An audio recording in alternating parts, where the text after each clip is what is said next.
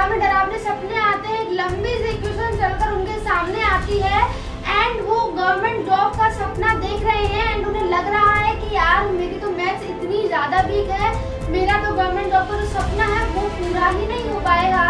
तो आज मैं आपको एक ऐसी गवर्नमेंट जॉब बताऊंगी जिसमें मैथ्स सब्जेक्ट को ही एलिमिनेट कर दिया गया है, उससे मैथ्स को धक्के मार के बाहर निकाल दिया गया है कि आपको कोई काम नहीं है इस गवर्नमेंट जॉब में। अरे कुछ उनके लिए तो जॉब थोड़ी देना, मैथ्स से डर लगता है, right? So watch the video completely, क्योंकि मैं आपको ऐसी जॉब बताऊंगी कि बहुत फेमस एंड रेप्यूटेड जॉब है। एवरी ईयर उसका एग्जाम कंडक्ट होता है, बिल्कुल time to time, pre result, mains का रिजल्ट है ना, 1 ईयर के अंदर आपकी जॉइनिंग हो जाती है। तो कंप्लीट वीडियो देखना। मैंने यहाँ 2 गवर्नमेंट जॉब्स का नाम लिखा है, बट आज हम ओनली 1 डिस्कस करेंगे, सेकंड हम नेक्स्ट वीडियो में डिस्कस करेंगे, ठीक है? तो आज हम उस जॉब का एलिजिबिलिटी क्राइटेरिया क्या है, एज लिमिट क्या है, कितनी एज तक उसका एग्जाम दे सकते हैं, एग्जाम पैटर्न क्या है, सिलेबस क्या है, हमें क्या क्या पढ़ना पड़ेगा कि हमारा जो जॉब में सिलेक्शन में हो जाए, सिलेक्शन प्रोसेस क्या है, सारी चीजें हम डिस्कस करेंगे। बट उससे पहले जान लेते हैं कि ऐसी वो कौन सी जॉब है।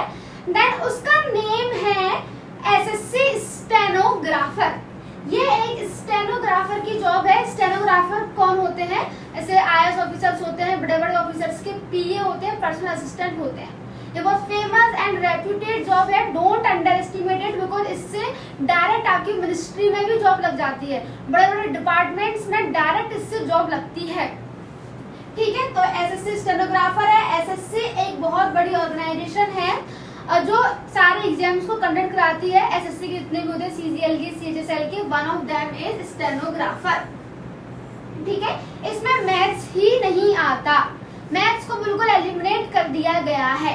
अब हम इसकी एलिजिबिलिटी क्राइटेरिया वगैरह सब देख लेते हैं। एलिजिबिलिटी क्राइटेरिया है इसकी 12th पास आउट, मीन्स आपको जस्ट 12th पास होना है। 12th क्लास के बाद आप कभी भी इस एग्जाम फॉर्म को फिल कर सकते हैं, दे सकते हैं, क्वालिफाई भी कर सकते हैं easily. But dedication, consistency, hard work तो लगेगा ही लगेगा, उसको आप एलिमिनेट नहीं कर सकते, ओके? नहीं तो मैथ हट गया है तो हम हवा में निकाल लेंगे, ऐसा नहीं होगा। तो एलिजिबिलिटी क्राइटेरिया है 12th पास आउट, आपने किसी भी स्ट्रीम से की हो, चाहे साइंस से, कॉमर्स से, आर्ट से, किसी भी स्ट्रीम से आप इसके लिए एलिजिबल हैं। एज लिमिट है 18 to 27 years for grade D and 18 to 30 years for grade C. इसमें 2 टाइप्स की आपकी जॉब निकलती है पोस्ट, ग्रेड डी की एंड ग्रेड सी की। अब इसमें क्या डिफरेंस है grade D and grade C में, we'll discuss later, okay? Age relaxation मिलता है एससी एसटी के लिए 5 इयर्स के लिए एंड ओबीसी के लिए 3 इयर्स के लिए। मींस अगर आप एससी एसटी से हो एंड ग्रेड डी में आपको जॉब चाहिए तो आप 32 इयर्स तक इसका एग्जाम जो है दे सकते हैं। ओबीसी वाले 33 इयर्स तक इसका एग्जाम दे सकते हैं ग्रेड सी के लिए। फाइन, तो ये है इसका 18 मिनिमम होती है एंड मैक्सिमम इसकी 32 हो जाएगी विद रिजर्वेशन, ठीक है? Age relaxation. तो ये eligibility criteria just 12th pass out and this is age limit minimum 18 and maximum 27 and 30 and age relaxation भी है। नेक्स्ट हम डिस्कस करेंगे इसका सिलेक्शन प्रोसेस कैसे कैसे होगा। तो सबसे पहले होगा एसएससी स्टेनोग्राफर का टियर 1 का एग्जाम, पेपर 1 होता है। When you qualify tier 1 then आपको देना होता है स्किल टेस्ट, पेपर 2 होता है। When you qualify both, then होता है आपका document verification and when you qualify these, then आपके पास आता है ज्वाइनिंग लेटर, ठीक है? आपकी लग जाती है जॉब। नेक्स्ट देखते हैं एग्जाम पैटर्न टियर 1 का। तो ये कंप्यूटर बेस्ड एग्जामिनेशन होता है, ऑनलाइन मोड में होता है computer based examination. MCQ type है, मल्टीपल चॉइस क्वेश्चंस आते हैं, no return, no descriptive, nothing, okay? 3 subjects है, English, reasoning and GK GS. Maths नहीं है ना? मैथ्स नहीं है, मैं क्यों झूठ बोलूंगी, मैथ्स नहीं आता है इसमें। एंड प्लीज रीजनिंग को मत इसमें मैथ्स में ऐड करना, कि अरे रीजनिंग तो है, ठीक है? रीजनिंग को इसमें मैथ्स में ऐड नहीं करना, reasoning is a different subject. English आपको बहुत ज्यादा अच्छे से करनी पड़ेगी। एसएससी के एग्जाम्स में मोस्टली इंग्लिश पे अच्छे से कमांड बनानी होती है एंड इसमें तो और ज्यादा अच्छे से, क्योंकि मैथ्स नहीं है, इंग्लिश पे ज्यादा फोकस है, क्योंकि इसके 100 क्वेश्चंस आते हैं।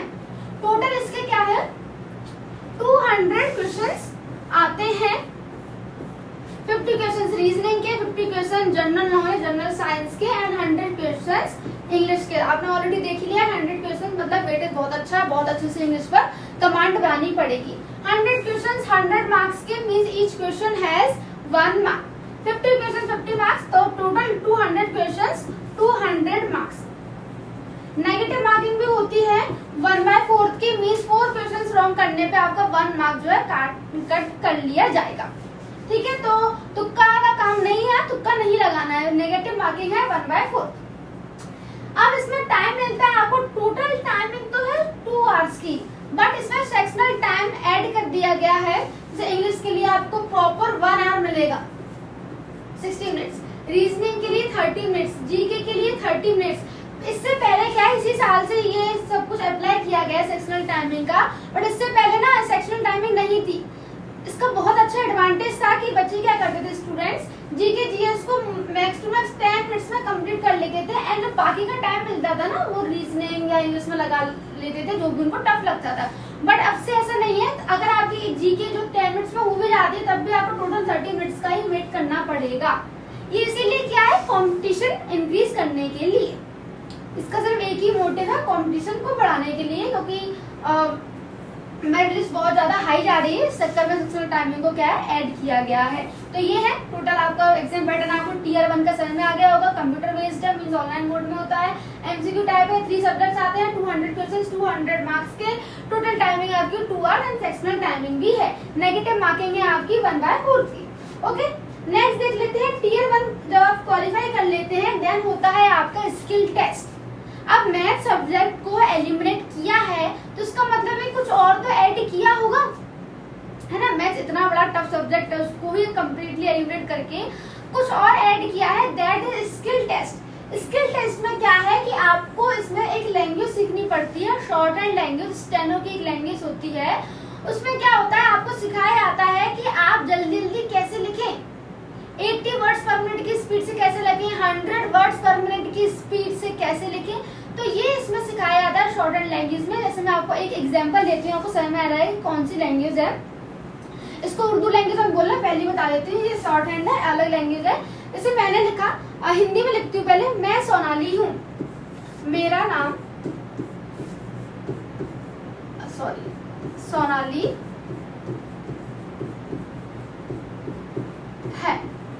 ठीक है, ये मैंने हिंदी में लिखा, टाइम लग गया लिखने में। अब मैं इसको शॉर्ट हैंड में बताती हूँ, मेरा नाम सोनाली है, मैं बहुत अच्छी लड़की हूँ, मैं बहुत अच्छी लड़की हूँ, आप बहुत अच्छे हो। तो मैंने ना सेकंड्स में लिखा, देखा ना, सेकंड्स में जो टाइम ही नहीं लगा। तो बस शॉर्ट हैंड लैंग्वेज में अलग बिल्कुल हिंदी इंग्लिश किसी भी लैंग्वेज आप सीख सकते हो। प्रॉपर स्टार्टिंग से आपको लैंग्वेज सिखाई जाती है, प्रॉपर रूल्स के साथ, बेसिक से, एंड इसमें इसका एक ही मोटिव होता है, स्पीड में लिखना। ओके, क्या होता है, स्पीड में लिखना होता है। जैसे आप बड़े बड़े ऑफिसर्स के पीए बनते हो तो वो जो इम्पोर्टेंट चीजें लिखते हैं, बोलते हैं, तो आपको जल्दी जल्दी अपनी डायरी में लिखना होता है। तो ये इसका क्या होता है, मोटिव होता है। बिल्कुल अलग लैंग्वेज होती है, हिंदी में भी सिखाई जाती है, इंग्लिश में सिखाई जाती है। आपके पास जो भी स्टेनोग्राफर के टीचर हो, आप उनसे जाके पूरी इन्फॉर्मेशन ले सकते हैं, कैसे कैसे रूल्स सिखाए जाते हैं, बिल्कुल बेसिक से सिखाते हैं। छोटा बड़ा ऐसे हिंदी में सीखते ना, वैसे इसको भी बिल्कुल छोटे से बिल्कुल बेसिक से इसको सिखाया जाता है। अब इसमें क्या है, हमने इसको देख लिया स्किल टेस्ट के बारे में। अब इसमें grade D and grade C की इसमें होती है पोस्ट, 2 पोस्ट होती है, ग्रेड डी की एंड सी की। ग्रेड डी ग्रेड सी में क्या डिफरेंस है, सबसे पहला डिफरेंस तो ये कट ऑफ जो है ग्रेड डी का थोड़ा कम जाता है। जैसे 200 में से कट ऑफ गया 160, सॉरी 200 में से कट ऑफ गया 160, तो 160 जाएगा ग्रेड सी के लिए, हाई कट ऑफ जाएगा सी के लिए, एंड लो कट ऑफ जाएगा 150 चला रहा है ग्रेड डी का। नेक्स्ट में 10 मार्क्स का इसमें वो होता है डिफरेंस, ठीक है। ग्रेड डी का 150 से 150 गया कट ऑफ, तो 150 high cut off grade C का, 140 ग्रेड डी का। एंड इसमें क्या है, ग्रेड सी ग्रेड डी में थोड़ा कट ऑफ का डिफरेंस है, थोड़ा पोस्ट भी थोड़ी सी इसमें हाई लेवल की हो जाती है ग्रेड सी में। और अच्छे नंबर आते हैं तो डायरेक्ट आपकी मिनिस्ट्री में जॉब लग जाती है, और अच्छे नंबर आते हैं तो बड़े बड़े डिपार्टमेंट्स होती हैं, उसमें आपकी जॉब लग जाती है ग्रेड सी के थ्रू। तो इसमें डिफरेंस है। ग्रेड डी में स्किल टेस्ट में पेपर सेम आया ग्रेड डी ग्रेड सी का टियर 1 का, ठीक है। टीयर 1 का पेपर और ग्रेड डी ग्रेड सी के लिए दोनों के लिए सेम आएगा। डिफरेंस कहाँ होगा? स्किल टेस्ट में होगा। ग्रेड डी के लिए जो आपकी स्पीड होगी, आपको चाहिए होगी शॉर्ट हैंड लैंग्वेज की 80 वर्ड्स पर मिनट की। 80 वर्ड्स पर मिनट की। क्या होगा, जब आप एग्जाम हॉल में जाओगे, एक स्पीकर लगा होगा, 10 मिनट्स की आपकी डिक्टेशन होती है, वो एक बहुत अच्छा पैरा बोलेंगे कोई से भी टॉपिक का उठा के, 80 वर्ड्स पर मिनट की बोलेंगे। लाइक इसमें लिखा है exam pattern, skill test, order language, Hindi, English language, grade D grade C, बहुत स्पीड में बोलेंगे। एंड आपको स्पीड जल्दी जल्दी अपनी डायरी में लिखना है। जब आप डायरी में लिखोगे जल्दी जल्दी, उसके बाद आपको कंप्यूटर में करना है टाइप, ट्रांसलेट करना है। जिस लैंग्वेज में आपने सीखी है, हिंदी में सीखी तो हिंदी में टाइप करोगे, इंग्लिश में सीखी तो इंग्लिश में टाइप करोगे। जिस लैंग्वेज आपने सीखी, अगर आपने हिंदी में सीखी तो वो हिंदी में ही आपकी डिक्टेशन बोलेंगे और हिंदी में ही टाइप करना है। ओके, आपको आई होप समझ में आ गया होगा। तो ग्रेड डी के लिए 80 वर्ड्स पर मिनट की, ग्रेड सी के लिए 100 वर्ड्स पर मिनट की। बहुत अच्छी इसमें स्पीड करनी होती है। स्किल टेस्ट पे बहुत अच्छे से कमेंट बनानी होती है, बट स्टिल मैं कहूंगी रॉकेट साइंस नहीं है, आप इजीली इसको सीख सकते हो विद प्रैक्टिस। डेली इसमें 2 to 3 आवर्स की अगर आप प्रैक्टिस करोगे तो आप बहुत इजीली सीख जाओगे। ठीक है। टाइपिंग के लिए अलग से टाइम मिलता है। हिंदी मीडियम वालों के लिए टाइपिंग के लिए 65 मिनट्स एंड इंग्लिश मीडियम वालों के लिए 50 मिनट्स मिलते हैं। तो ये प्रॉपर आपको मिलता है टाइम। ठीक है, ये ग्रेड डी का टाइमिंग है। ग्रेड सी के लिए थोड़ा सा कम और टाइम मिलता है, बट हाँ आप इतने टाइम में आप अच्छे से क्या कर लेते हो, टाइप ना कर लेते हो टाइम को, और एक बार आप गूगल पर जाके इसको रीचेक कर लेना। ठीक है, तो ये था ग्रेड डी ग्रेड सी का। क्या कंफ्यूजन जो होगी वो क्लियर हो गई होगी कि ग्रेड डी के लिए कट ऑफ थोड़ा कम जाता है, ग्रेड से सी के लिए थोड़ा ज्यादा जाता है। टीयर 1 का पेपर सेम होता है, टीयर 2 का पेपर अलग अलग होता है। इसके लिए 180 वर्ड्स पर मिनट की आपकी डिक्टेशन बोली जाएगी अलग, इसके लिए 100 वर्ड्स पर मिनट की डिक्टेशन बोली जाएगी अलग। अगर जब आप ग्रेड सी क्वालिफाई कर लेते हो तो ग्रेड डी तो अपने आप ही ऑटोमेटिकली क्वालिफाई हो जाता है। ठीक है, तो आपको ही सीखनी पड़ती है स्किल टेस्ट। टीयर 1 क्वालिफाई करोगे, स्किल टेस्ट होगा। अब हम देख लेते हैं सिलेबस ये क्या क्या आता है। इंग्लिश, ऐसे इंग्लिश है, रीजनिंग है, जीएस, तो उनका सिलेबस क्या है। ये तो हमने सब्जेक्ट्स देखे थे, इनका हम इंग्लिश का सिलेबस देखेंगे। तो इंग्लिश को 3 पार्ट्स में क्वालिफाई किया है। पहला है grammar, vocabulary and comprehension. Grammar में एरर स्पॉटिंग, जैसे मैं बोलूं आई एम द बेस्ट। ठीक है, अब एक सेंटेंस दे देंगे एरर वाला, आई एम अ बेस्ट, तो आपको फाइंड करनी है किसमें एरर। तो आ बेस्ट नहीं है ना, दा बेस्ट आता है ना। तो ये एरर स्पॉटिंग सेंटेंस आते हैं। सेंटेंस इंप्रूवमेंट करने के लिए सेंटेंस आपको ABCE करके दे देंगे, तो आपको सेंटेंस को इम्प्रूव करके लिखना है सही से। एक्टिव पैसिव वॉइस आते हैं, डायरेक्ट इनडायरेक्ट नरेशन आते हैं, ये ग्रामर का पोर्शन है। Synonyms, antonyms, idioms, phrases, one word substitution, spelling correction, कोई स्पेलिंग रॉन्ग दे देंगे उसको आपको सही स्पेलिंग फाइंड करनी है। 4 ऑप्शंस होते हैं, MCQ टाइप है। Comprehension, reading comprehension, reading passage होता है, जैसे हमने स्कूल में दिए होते हैं ना, पूरा पैसेज आता है, उसमें से आपको क्वेश्चंस ढूंढने होते हैं, आंसर उसी में आंसर छुपा होता है। तो यही है। क्लोज टेस्ट है, पैराजम्बल है, 4 सेंटेंस दे देंगे, तो आपको उसको सीक्वेंस से लगाना है, बिल्कुल उल्टी सीधे दे देंगे और आपको सीक्वेंस से उसको लगाना है। तो ये इंग्लिश का एक प्रॉपर सिलेबस है। ठीक है, अब क्वेश्चंस कैसे बनते हैं, तो आप उसको मॉक टेस्ट दे सकते हैं। गूगल पे जाके आप लिखोगे PYQs मॉक टेस्ट, तो फ्री में मॉक टेस्ट अवेलेबल होते हैं। तो आराम से आप देख सकते हो कि पेपर का जो लेवल है वो कितना हाई है और आपको कितना पढ़ना है। अभी तो बिल्कुल नहीं पढ़ा होगा तो आपको कैसे स्टार्टिंग करनी है। ठीक है, तो आप आराम से इसमें कर सकते हो। English reasoning, verbal reasoning, non verbal reasoning, logical analytical reasoning. Reasoning आती है, सब बचपन सब जानते हैं रीजनिंग में क्या होता है कि एक बिल्कुल छोटा सा बिल्कुल बच्चा से एग्जांपल दूंगी, 2, 4, 6, इसके बाद क्या आएगा तो आप बता दोगे। 8 आएगा, 2 की टेबल चाहिए, 2 to 4, 2 0 6, 2 4 8, 2 5 10, ये आ जाएगा।